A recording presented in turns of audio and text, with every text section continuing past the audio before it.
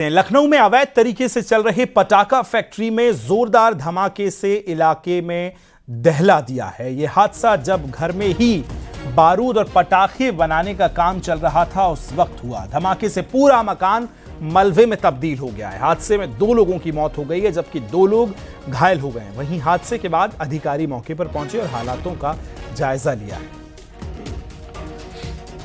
की death confirmed है और उसके साथ साथ कुल 5 लोग घायल हुए थे, जिनमें से 3 लोगों के प्राथमिक उपचार के बाद वो ठीक हैं और 2 लोग थोड़ा गंभीर रूप से उनकी चोट लगी हुई है, तो वो केजीएमसी रेफ़र हुए हैं और केजीएमसी में हमारी टीम वहाँ पे मौके पर मौजूद है ताकि उनके सबसे अच्छा उपचार, जो घायलों के अधिक से अधिक बेहतर उपचार सुनिश्चित करने के लिए केजीएमसी में हमारी टीम मौके पर मौजूद है।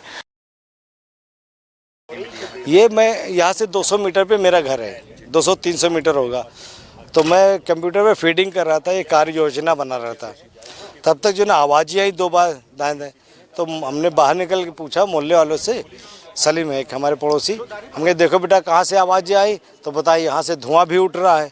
तो फिर मैं तुरंत गाड़ी उठाया, तुरंत आ गया हमें यहाँ मौके पर। यहाँ पे एक आलम रहते थे, ये मनिहार बिरादरी के हैं, और आलम की बीवी, जो दोनों एक्सपायर हो चुकी है मलबे में दब के। जब ब्लास्ट हुआ तो छत गिर गई ये। और इनके 4-5 बच्चे हैं, लेकिन एक बच्चा चोटहिल हुआ है, 2 इनके बाहर थे।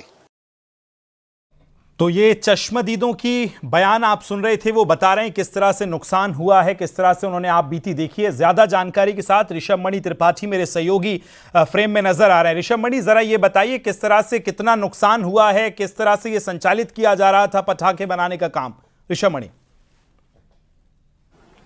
विशाल, देखिए ये करीब 11:30 से 11:40 के बीच में ये धमाका हुआ है। मैं इस वक्त उसके पड़ोस के जो मकान है उसकी छत पर मौजूद हूं। हालांकि इस मकान का भी एक बड़ा हिस्सा क्षतिग्रस्त हुआ है और जो सामने मलबा दिख रहा है ये आलम का मकान था। ये पूरा मकान मलबे में तब्दील हो चुका है। आलम अपने घर में अवैध रूप से आतिशबाजी बना रहा था, उसने बारूद इकट्ठा कर रखा था। चूंकि सीजन आ रहा है, दशहरा है, दिवाली है, लिहाजा चोरी छिपे अवैध रूप से यहाँ पर पटाखे बनाए जा रहे थे, आतिशबाजी तैयार की जा रही थी और जो बारूद इकट्ठा किया गया था, आज सुबह उसी बारूद में विस्फोट हुआ है, जिसमें आलम और आलम की पत्नी मुन्नी की मौत हो चुकी है। उसका बड़ा बेटा इमरान वो घायल हुआ है, उसका ट्रॉमा सेंटर में इलाज चल रहा है। पड़ोसी नदीम भी घायल हैं और मैं जिस छत पर मौजूद हूँ, जैद साहब का ये घर है। जैद साहब खुद नीचे उसी कमरे में उस वक्त मौजूद थे जब धमाका हुआ है। वो बेड पर ही लेटे हुए थे, कहीं जाने की तैयारी कर रहे थे। उस वक्त धमाका होता है, वो भी घायल हुए हैं और उनका घर का भी एक बड़ा हिस्सा वो क्षतिग्रस्त हुआ है इस धमाके में। धमाका इतना तेज था कि करीब 500 मीटर तक लोगों ने उसकी आवाजें सुनी हैं। अब यहाँ पर मौके पर बीडीडीएस, जो बम डिटेक्शन एंड डिस्पोजल स्क्वाड है सिक्योरिटी डिपार्टमेंट का, बीडीडीएस का दस्ता यहाँ पर मौजूद है। वो ये तलाशने की कोशिश कर रहा है कि किस किस्म का धमाका हुआ था, किस किस्म का एक्सप्लोसिव था। तो वहीं एसडीआरएफ की एक टीम भी तैनात है। एसडीआरएफ की टीम यहाँ पर रेस्क्यू ऑपरेशन के लिए आई हुई है।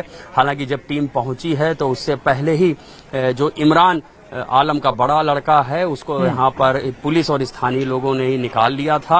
अब इस बात की जांच की जा रही है कि आखिरकार धमाका किस किस्म का था। जो अभी तक समझ में आ रहा है, एक लो इंटेंसिटी ये एक्सप्लोजन था। ये माना जा रहा है कि ये धमाका सल्फर और पोटाश जैसे एक्सप्लोसिव जो आमतौर पर पटाखा बनाने में, आतिशबाजी बनाने में इस्तेमाल किए जाते हैं, उस तरह के एक्सप्लोसिव से ही ये धमाका हुआ है। लेकिन एटीएस की एक टीम भी यहाँ मौके पर पहुंच रही कुछ ही देर में। उनका भी एक रेगुलर ड्रिल है, उनका रूटीन है। जब इस तरह के धमाके होते हैं तो वो मौके पर आते हैं, जांच करते हैं, ये परखते हैं, ये देखते हैं कि कहीं कोई और एंगल तो नहीं है इस धमाके की वजह, या किस किस्म का विस्फोटक इसमें इस्तेमाल किया गया है। तो वो जो एक रेगुलर ड्रिल है आप दिखा रहे हैं, तमाम टीमें वहां पहुंची हैं। मुख्यमंत्री ने खुद संज्ञान लिया है और राहत कार्यों में तेजी लाने के भी निर्देश दिए हैं। लेकिन सवाल यह है कि क्या किसी को पता नहीं चला कि इस तरह से अवैध जो है आतिशबाजी बनाई जा रही है और रिहायशी इलाका है जिस छत पर आप मौजूद हैं, निश्चित तौर पर आप बता रहे हैं वहां भी लोग रहते हैं, क्या किसी को अंदाजा नहीं था? और अगर ये बड़ी लापरवाही है, अगर इस तरह की संचालित घरों में हो रहे हैं, इसको लेकर अब क्या एक्शन लिया जाएगा, क्या बातचीत हुई है ऋषभ मणि? देखिए विशाल, हमारी जो यहाँ पर अथॉरिटीज से बात हुई, अभी डीसीपी से भी हमने इंटरव्यू लिया है। डीसीपी का भी ये कहना है कि अभी हमें प्राथमिकता यही है कि हम जो यहाँ पर घायल हैं उनको पहले बेहतर से बेहतर इलाज मुहैया कराया जाए, जो कि उनको कराया जा रहा है। इस गांव में, बेहटा गांव में 3-4 ऐसे घर हैं जिनके पास लाइसेंस है आतिशबाजी बनाने का, लेकिन आलम के पास बताया जा रहा है कि कोई लाइसेंस नहीं था। इसका अर्थ है कि वो अवैध रूप से अपने घर में बारूद को इकट्ठा करके पटाखे और आतिशबाजी बना रहा था।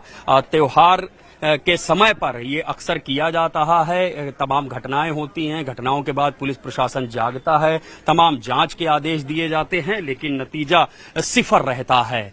इस तरह के धमाकों पर पुलिस और इंटेलिजेंस रोक लगाने में नाकाम है। मुख्यमंत्री की ओर से बार बार ताकीद दी जाती है, ये हिदायत दी जाती है इस तरह की घटनाएं ना हो। आज भी शाम को 7 बजे सीएम कानून व्यवस्था को लेकर और आने वाले त्योहारों को लेकर वीडियो कॉन्फ्रेंसिंग करने वाले। जाहिर सी बात है लखनऊ का ये मुद्दा उठेगा, फिर से वही हिदायतें दी जाएंगी, वही ताकीद दी जाएगी, और नतीजा क्या है वो हम आप सब देख रहे हैं। वाकई, और इस तरह के हादसों के बाद एक बड़ा एक्शन होना भी चाहिए ताकि एक नजीर बने कि इस तरह से हादसों को कम से कम आमंत्रित ना किया जाए।